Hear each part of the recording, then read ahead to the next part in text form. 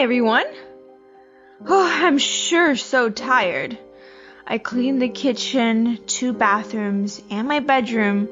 I did the laundry, swept the floors, and took out the trash. I still have to cook lunch for tomorrow, vacuum the living room, shower, and then I'll be ready for Sabbath. Whew. Work can sure tire you out, but did you know that it's actually a gift and a blessing from God? That's right.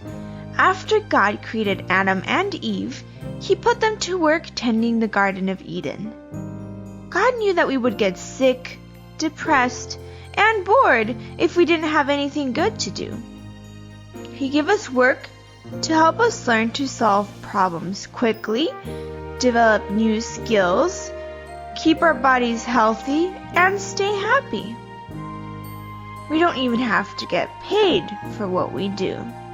You know, kids, we must take advantage of the time God gives us. Yes, life is not just about playing, texting, going on social media, or even gaming. Rather, learning to be helpful while you are young will prepare you to be successful all through your life. Lazy kids suffer a lot when they grow up. In fact, wasting time is a great sin against God, and time is the only thing we can never get back. Helping and working will teach you diligence, a very important virtue in life. According to the Cambridge Dictionary, diligence means to put a lot of effort towards achieving something good. In other words, diligence will get you where you want to go in life. Ellen White says, "It is the idle mind that is Satan's workshop." Come to think of it, there's one church in the Bible that's remembered for their hard work. Let's let Paul tell us about them.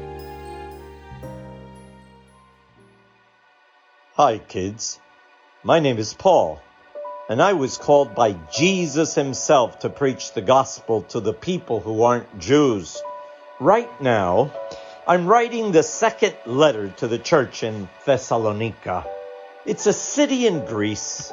There are so many things to write, but there's a problem in the church.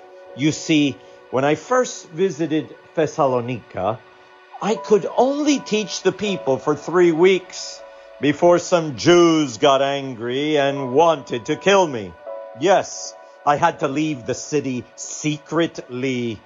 At that time, I taught the believers in Thessalonica about the second coming of Jesus. Yes, I told them that he will come with the clouds of heaven, with power and great glory, with all his angels. And then the dead will resurrect, and together with those who live, we will go up to meet Jesus in the air. Yes, that's wonderful. But you know what? There's a problem.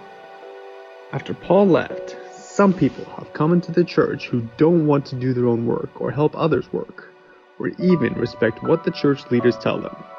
Instead, they spend all their time talking about their own ideas and getting into everyone else's business. They're making problems, talking about others. Oh yes, and they even want the church to give them money. That's unbelievable. There shouldn't be lazy Christians. A true Christian always works diligently and is always an example to others. You know what? I will tell them God's rule that if anyone doesn't work, neither should he eat.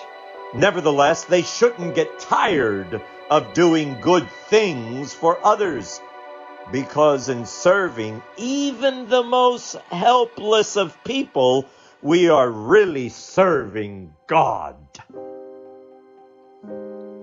You know, kids, Paul was very diligent in all that he did. He worked hard to preach the gospel to people in many new places.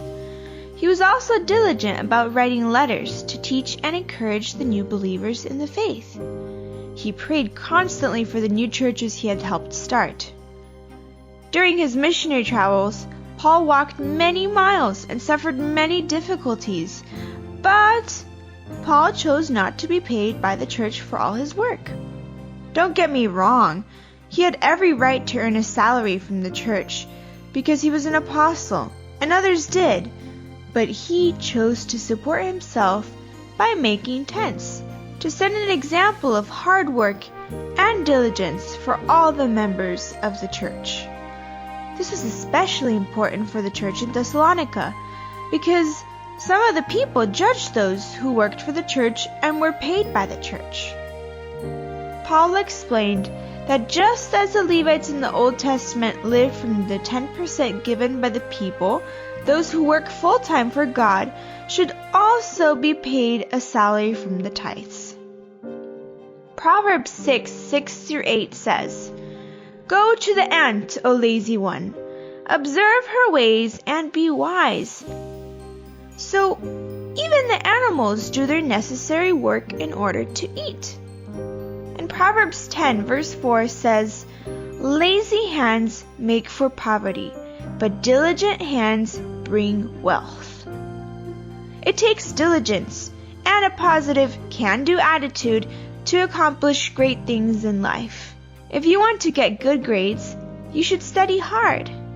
And if you want to marry one day and have a family, you must work at home to learn how to manage a household.